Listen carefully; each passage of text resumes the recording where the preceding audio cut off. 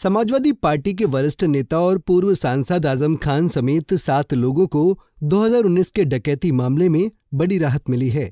MP MLA court ने डंगरपुर बस्ती के एक घर में घुसकर डकैती मामले में सभी आरोपियों को बरी कर दिया है। इस मामले में कोर्ट में बीते मंगलवार को सुनवाई पूरी हो गई थी। हालांकि कोर्ट ने फैसला सुरक्षित रख लिया था, जिसे आज सुनाया गया है। दरअसल रामपुर के गंज थाना क्षेत्र की डंगरपुर बस्ती को खाली कराने के आरोप में 12 मुकदमे 2019 में दर्ज हुए थे। इन मामलों में आजम खान, तत्कालीन सीईओ और चेयरमैन नगरपालिका सहित 7 को आरोपी बनाया गया था। इनके खिलाफ घर में घुसकर मारपीट और डकैती और आपराधिक षड्यंत्र रचने की धाराओं में केस दर्ज किया गया था।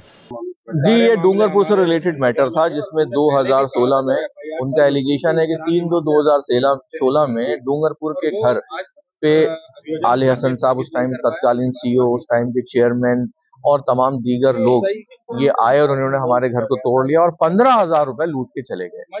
तो ये एलिगेशन हम न्यायालय के अंदर प्रोसिक्यूशन साबित नहीं कर पाया। ये जमीन डूंगरपुर की सरकारी लैंड थी, जिसके सिलसिले में जो लोग थे, जो भूमाफिया थे, वो 2012 से इनकी कार्रवाई चल रही थी और 2012 में ही एसडीएम साहब ने ऑर्डर कर दिया था कि ये जो है इसमें लेखपाल से मिलके रेवेन्यू रिकॉर्ड में फर्जी एंट्री कराई गई है और वो इसके ना मालिक है ना उनका पोजीशन है।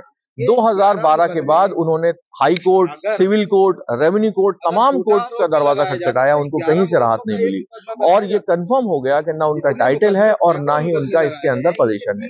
उसके बाद ये जो इस मुकदमे के वादी हैं, वो ये कहते हैं कि हमने उनसे खरीदी जमीन। तो जो सरकारी जमीन थी, जो सरकारी जमीन पे जिनसे खरीदना बताते हैं, ना उनका कब्जा था ना मालिक थे, इनको कब्जा और मालिक कैसे हो सकता है? और जो एलिगेशन है कि इन्होंने 3/2/2016 को मकान तोड़े, ये बिल्कुल झूठा बेबुनियाद था, क्योंकि इस पे आसरा कॉलोनी 2015 में बनना शुरू हो गई थी।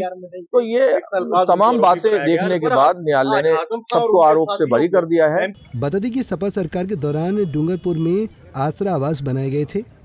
यहाँ पहले से कुछ लोगों के मकान बने हुए थे, जिन्हें सरकारी जमीन पर बताकर 3 फरवरी 2016 में तोड़ दिया गया था।